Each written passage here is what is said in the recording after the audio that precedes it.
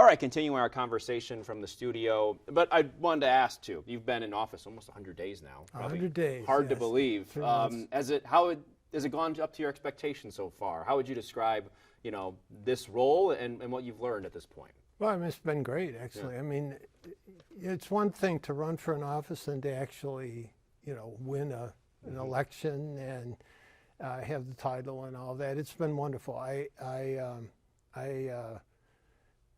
It's as good as I'd have hoped it would have been. I've met so many people that I didn't know before, and have been so impressed with some of the people that are the heads of the various organizations in the city. Yeah. And I'm just so impressed with the city. I always was. Yeah. But now even more so now that I really see who gets things done and how they get done. It's a great little city because of the people. Is the schedule taxing? Is it? Yeah, What's it been like? It has been. I mean, sometimes 4, 5, 6 meetings a day. Yeah. It's working. it's definitely not a part-time job. Yeah. And but I have a great deputy, Joanne Kiernan, and our assistant is just terrific, and it's been great. Yeah. It's been great. What have you learned about maybe some of the, I don't know if there's challenges, issues? Of course, there's Yeah. always things, right? Well, I mean, when you walk in as a new person with things that have already been, ongoing, like the leaf pickup, for example, and of course, short-term rentals has been something that's been on the books for a while. And the parking stuff. And we've been talking about the that for a paid while. parking, Yeah. and just trying to find your way, with those various commissioners and what their goals are, and whether or not you agree with what they're doing, and whether they're willing to listen to your concerns. I come from a little different viewpoint than some of my predecessors, so. But they've been great. I mean, when you were talking about civility before, that's what I promised to do, bring civility among the various commissioners, and therefore to City Hall, and that we've done. Our door is open. People come in and out all the time. Today we were just working. There's a little office that you come into before you come into our office. We're going to turn that into a little art gallery. Invite people to come in. It definitely. I've accomplished that in the first 100 days, and a couple of other things which we'll probably talk about. Yeah, for sure. You look back before we get to some of the other issues of the course of your life, I guess. Yeah. I mean, as being a veteran and, Yeah. and working in that aspect, I guess what have you drawn upon? What from those experiences can you say you can apply to something like this? Well, I can tell you it's frustrating having owned my own computer company for many years and had many employees, and the freedom that you have as an individual. I mean, you still have to be very careful about how you deal with people and all this, but it's very different being in a city environment like this. So that's new to me. But as you probably know, once I got I sold off my computer company, I started working as a manager for homeowners associations. Well, that has prepared me for this. There's nothing quite as local as a homeowners association. And so I've had many interesting experiences dealing with people at that level that has helped me deal here. So it's almost like I've been in training for 20 years to do this work. And I like doing it. What about the spotlight, I guess? Yeah. Do people recognize you? Are you Not as much as you would think. Really? Not as much as you would think. Yeah. It's like, hey, Not for us either, don't worry. Yeah, it works the same way. Yeah. Are you the mayor? Oh, yeah, I Yeah. am. That kind of thing. Interesting. Yeah. We spoke about being a veteran. Can you just touch on resources and what have you heard from that community in terms of and things that you can address at that level? Well, I mean, so if you know so for the last 8 years, I've been the Veterans Chairman for the Elks 161, and so have engaged mainly with the veterans who are having difficulty. Yeah. Most veterans who get out are, they're really not the young veterans. You don't see that they're out working, doing things, and so you don't generally. I haven't had a lot of experience with them. Yeah. But with the ones who are homeless, obviously, I've been very engaged in that, for the last 8 years, and continue. That's one of my main focuses right now. Right now, we're not only veteran homelessness, but a lot of the other situations that we have in Saratoga right now. You talk about homelessness, of course, the task force recommendations from the fall Yes. prior to you. What's happened since then, since you took Well, we've the been office? very actively engaged in it. That was, and I'm very grateful for what they did. They spent a lot of time trying to find locations for something. Yeah. But my focus has always been, the more overarching viewpoint in terms of how you really address some of those needs, which means you have to also address addictions, you have to address mental illness, not just housing, although housing is very important. So we had I haven't formed a committee. Right now I'm working with some of the stakeholders, some of the agencies. I'm working with the county to try and see how we might be able to fit some of the diverse pieces. They don't always work together very well. Yeah. So I think that the solutions are out there, and that we just have to find ways to put the pieces together. And everybody has a little different motivation as to why they might be engaged in this, but I have a lot of experience with it. I have a lot of interest in trying to solve that. So we had a very good meeting a week ago with a lot of the stakeholders, and we had a very good exchange of ideas as to how to approach this. And we'll be getting much more specific in the next couple of months. We only, what the main focus right now is what's called a low barrier, whatever. Shelter. Yeah, shelter. And we've kind of had that with Code Blue. Yeah. Which hasn't really worked out very well. We can do that a lot better, and we have to find ways to do that. Why? What has to be better about it? Well, currently the Code Blue is open. I mean, there's just no barriers whatsoever, and they're living in individual hotel rooms, which makes management of it much more difficult than it normally would be. An ideal place is to have a place where everybody's comfortable, but you have some kind of management over it, and that has not been as good as it could have been this year. We've talked about this before, but can the county take a bigger role in that? The county takes a huge role in homelessness, Yeah. just not necessarily in Saratoga Springs. Right now, if anybody shows up, anybody in the county who is homeless and presents themselves to social services, social services has to put them up. Right. And this is very expensive. And there's various ways that people become homeless. It isn't, just addictions or mental health. Out of 250 that roughly that we have that are homeless, probably 200 of them are just temporarily homeless and are really willing and able to try and find a way to get help to get out of that. And then you have maybe 50 that are real kind of problem people that you hear about mostly, and are the ones that you have to kind of deal with in a special way. Yeah. Let's go to the short-term rental. We're talking Yes, about yes. living in situations like that. Obviously, there's been people very passionate about this. Absolutely, well, no question about it. Why do you think that passion's coming out in the way that it has? Well, it's people on the steps at City Hall. You got a lot of things going on. Well, if you were at the short-term rental meeting, Yeah. that was very contentious. But the people were good. I asked them to be civil, and they were. And they stayed within their 3 minutes. But there was a lot of passion at that meeting. What you have in Saratoga is 100 years of doing this. Renting out your house. This is the way a lot of people, pay their taxes or put their kids through school. And what has expanded the concern for it is Airbnb and this type of short-term rental. Yeah. And especially in some of our areas where the houses are a little closer together, if somebody's renting out a place and doesn't really care about the neighbors and rents it out and there's parties and all that, it doesn't work very well. So we have a whole group of people who don't want to have it at all. Yep.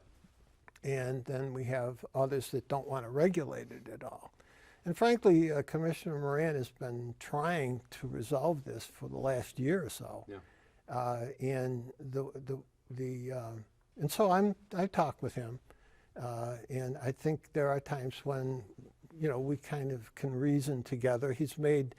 We had one public forum that where all 5 of us were there, and since that time he's modified a lot of his thinking, and we're going to be coming out with a new plan here sometime soon. Okay. That I'm sure we'll get feedback on. Right. But I think we're really trying. We're trying to find the best solution. Yeah. We listen. Yeah. He's been listening, and so I feel pretty good that we're going to come up with something pretty decent. So okay, that's the role Yes. a city council meeting can play, right? You Yes. heard the feedback, that's and you correct. were able to address it. That's right. How about the way there has been? We just talked about it in there. I mean, you had the stunt, I guess, if you could say. An individual came up there, but there's been some other issues that have come up and cropped up, even most recently with what some call there was hate speech being spoken at Yeah. that. Is there more to address there that you can do to help? Like you said, you're trying to promote civility amongst yourselves, but what about on the other side? Well, so we've been very successful doing that. One of the problems with the past administration, a lot of times you would have this interaction that would create just even more chaos. Between the commissioners and the public. And the commissioners now, as you know, we don't respond. And I'm always very polite to every speaker, as polite as I can be. To every speaker, we want to hear what they have to say. We've expanded our time when we had a larger group so that everybody has an opportunity to talk. The only thing that I've been really focusing on, which is totally objective, is the time. We're there to do business. And if all we do is public comment, or if it gets out of control and you can't do the business of the city, that's a very bad thing. So what I've concentrated on, you have to remember that we have spent a lot of time talking to the open meetings people in New York State. And they have an interesting way of thinking about First Amendment rights that, for my generation, might seem a little odd, but is good. It's fine. But there's not a lot of restrictions we can put on what people want to say. And I know that a lot of people my age are a little frustrated with that, but this is the way that I'm approaching it. I am always civil to the people coming. I'm always glad they're there. I'm glad when I say thank you at the end, I'm thanking them for stopping at 3 minutes. I don't necessarily am thanking them for what they said, because sometimes it's not good. But what gets in the media a lot is is the bad, where they get all excited about something, and but they do quiet down, and we can get on with the meeting. They might talk for an hour and 10 minutes, where we normally want to have it done in 30 minutes, so we can get on with our meeting. But we finished our meetings. It's as civil as it can be under the circumstances. Yeah. I did want to ask you about that engagement with the community, and we heard from, of course, the day of the AG report coming out, the Saratoga Black Lives Matter individuals. They were on City Hall steps. They were still frustrated, and they were looking at now. Obviously, this had happened 2 administrations ago when in regards to the report. But they were questioning, why there wasn't as much engagement from your side or Tim Cole's side. That's correct. How would you respond to that? Have you reached out to them? Has there been conversations? Is there a pathway there? Yeah, I've had conversations with them prior to this. The problem that complicates this right now is that there's a lawsuit, and while that lawsuit is happening. I don't want to do anything to compromise the outcome of that lawsuit. And so that makes it a little more difficult for me. Of course, I wasn't involved in any of this. And my focus still, let whoever wants to speak, they can speak, just hold the 3 minutes. and I'm trying to keep that What going. can help make that relationship stronger with those individuals specifically? Frankly, I think by treating them civilly, by treating everyone who comes to speak, letting them say whatever they want to say, and being, I think I'm even kind to them, to the speakers. If you'll notice that in those meetings, I'm always emphasizing we are there to listen to those speakers, not to the the comments and that sort of thing. We try to keep that as calm as possible, and it flares up and down, and you guys always take the pictures when they're flared up, but it doesn't happen all the time. That's where you hear the camera click. Yeah, right? that's right. But we're focusing on what those speakers want to say. So I think that by giving them a voice and not trying to squelch that in any way, at least I'm showing them some respect. Moving, I know this is something else that's been a bit of a point of contention for some, is the parking. The new proposal that came out, was it Monday? Paid parking? The paid parking, Yeah. the seasonal paid parking proposal. Yeah.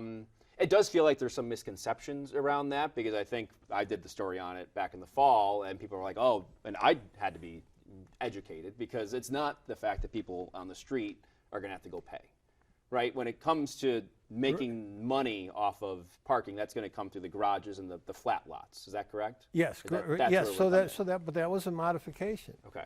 The original idea was that you had control of all the streets, all around downtown. You had to have a permit, this kind of thing. Okay, so that was side streets. Much more. That was Broadway, put aside. yeah. There's nothing. Well, Broadway was never going to have anything on it. Okay. But what I'm glad, I think we had an influence there. We were talking about these. We have a little different opinion, and we're getting along, and we're talking, and there were some concerns about that with the state, and so now they're just doing the. One of the concerns I have from a financial standpoint is we don't have a good budget for maintaining those garages, so we have to find some way to offset that expense. And what better way than to charge? It's only going to be $2 an hour, and there would be permits for local people that can park free. I think this new proposal is very fair, and I think people will accept it. We'll find out here at the next meeting. How are you going to facilitate that for the residents? Because that is something that I've been in conversation. Yeah. Well, now how am I going to go? I got to walk to City Hall. Like how are you going to make sure that is a process that's a good one for them? That is an open discussion right now. I mean, there was a time when it was thought that would all be able to be taken care of by technology, and eventually it will be, I think. But right now, I don't know. I don't actually know how that permit is going to be given. Okay. At this point. What do you love about Saratoga? You ran for a reason. You want to represent the people for a reason. Yeah. And I know there were issues, like there was obviously things that you wanted to see change, but there's got to be a reason you're here. I mean, I ran because I wanted to. It wasn't working, and I ran because I wanted to change that. And obviously, there's some interesting. People are interested in whether I can bring civility, and like I say, I have. The City Hall is functioning, and the commissioners are talking, and we're getting things done in the city. The only thing that sometimes comes up are these meetings, which everybody wants to talk about, but we're actually doing quite well. And I wanted to bring. That's what I ran. I ran on safety and civility. So the civility thing I'm working. It seems to be working. The safety aspect of it, those meetings have a tendency to cause people to be concerned about safety. But we now have 2 officers that are walking downtown that are working out wonderfully well. We're looking to possibly add a social worker or a peer to walk with them, especially with our more prominent homeless folks there, to talk to them about services that we can bring them in. You're going to see a change there. And I think the downtown business people and the people walking downtown feel a lot better with those police officers walking.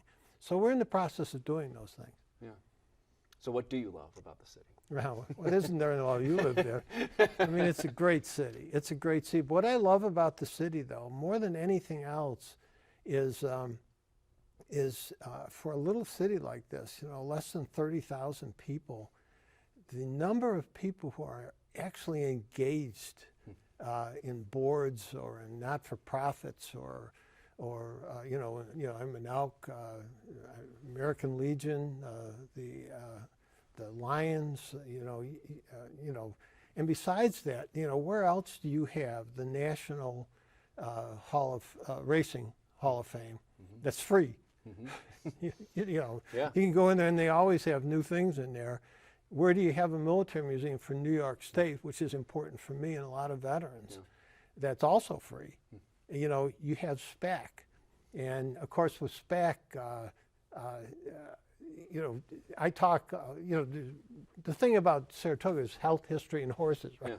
Well, we're trying to add harmony to that. So like civility and harmony is something that, and SPAC was the one, a lot of people don't realize that SPAC is a world reputation for classic music. Yeah. I mean, we know it for, the other types of venues, but SPAC is just a wonderful place. So that's why you go to SPAC for the classics, not like ZZ Top or whoever. Yeah, well, Dave Matthews. That's fine, and we're glad to have that. But SPAC is just this wonderful harmonic place. Yeah. And they're the ones that have been kind of talking about this word harmony, but I'm applying it kind of politically because harmony is not unity. Harmony requires a variation. You have your various, your woods and your bass and your, and if you don't have those and if they're not played it the right way, it doesn't work out. But if it's done in a correct way, so that's the kind of political where you have differences, but you find a way to use it all and bring it together. And that's sort of what I'm talking about now. What's it take to do that? How do you get that to work? Because harmony's difficult. Civility. No, by hand in hand. Okay. There is a way to do that, and it's what I'm trying to do in those meetings. Like I say, I bend over backwards to, be gracious as possible and to be kind, and I'm hoping that will be reciprocated at some point. And that's true across the board with everybody I deal with. Thank you, Mayor. We really appreciate your time. I'm glad to be Thanks here. for coming in, and looking forward to Belmont. Yeah, we're looking forward to We'll Belmont. be talking. Okay.